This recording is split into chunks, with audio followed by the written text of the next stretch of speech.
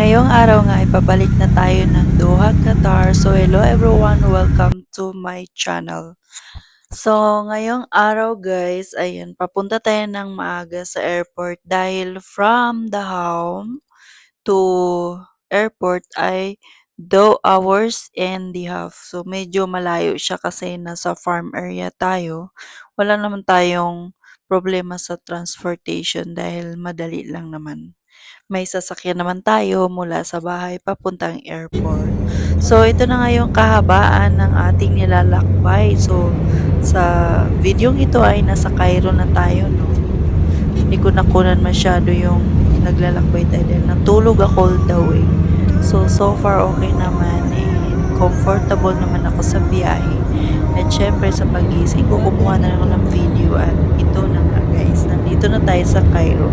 Kung makikita nyo yung mga bahay na ganyan guys, so kadalasan talaga at ito talaga yung mga bahay dito pa, tikit-tikit papuntang langit pataas. Para kasing sa bawat bahay, buong pamilya na yan. Yung parang bawat floor, pag nagkakapamilya, yan, dudugtong lang nila papunta sa taas. So, ganun talaga dito. Which is, ayoko naman ng ganun kasi nakakatakot. Basta mayroon akong problem sa height.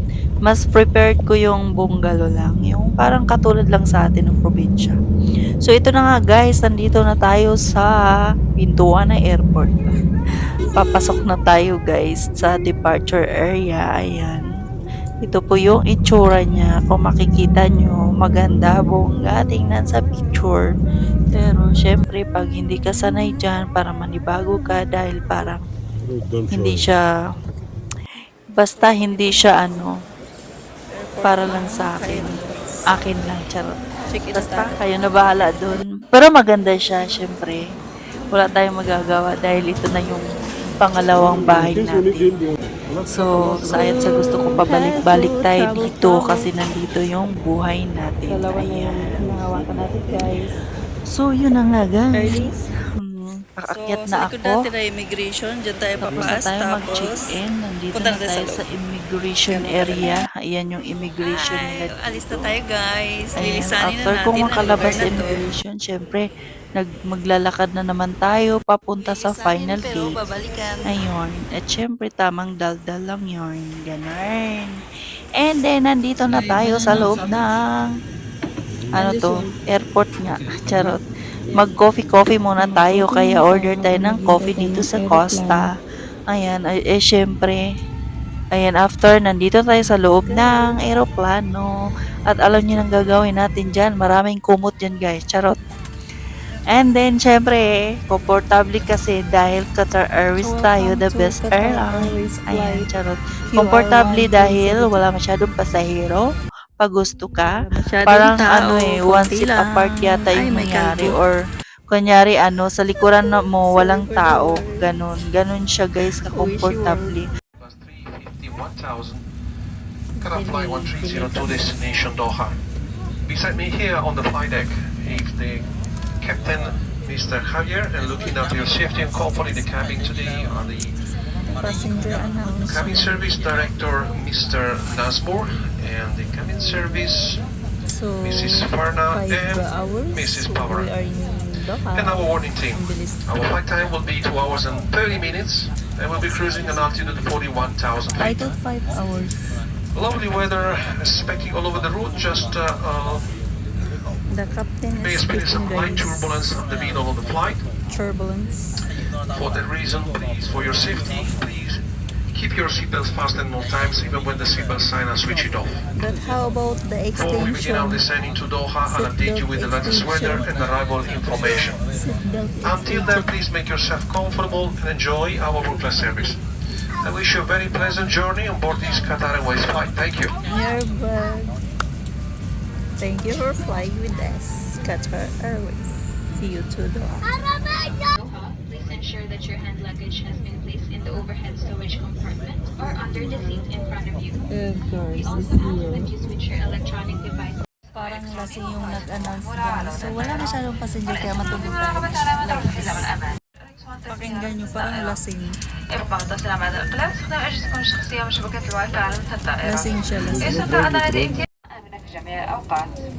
شكرا لكم ودمتم بخير.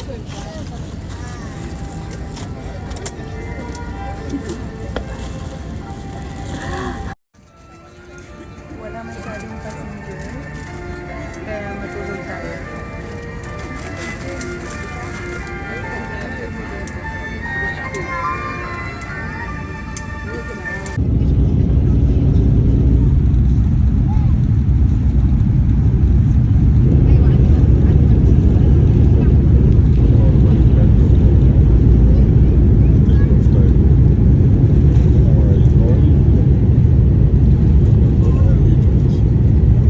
Goodbye, Egypt.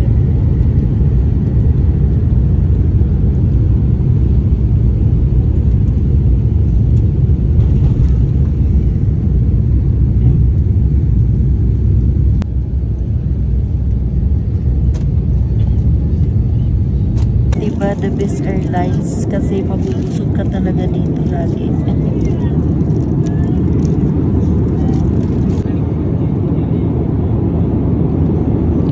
Namimiss mo rin bang mag-work dito? Dahil namimiss ko. Delta 4. Important. Maragyan. Hi, welcome back to Doha. Naman siya nakakamiss kasi pwede ka naman mag-travel. Makita mo siya ulit. Yun, kung dati araw-araw kang naglalakad dito, lalo na pag mag-ano ka, break time. Kasi syempre, yan, may duty tayo. Pero ngayon, maglakad-lakad ka na lang dito kapag mag-travel ka. Pero hindi mo mamimiss kasi pwede ka namang mag-travel. So, dito tayo. Pwede ka nang lumakad dyan, ganon. So, welcome back to Doha. Ayan. Ang haba ng nilakad namin kasi yung eroplano namin nandun kami binaba sa dulo sa Delta tayo. Ayan. So, punta tayo sa Doha. Finally, nandito na tayo.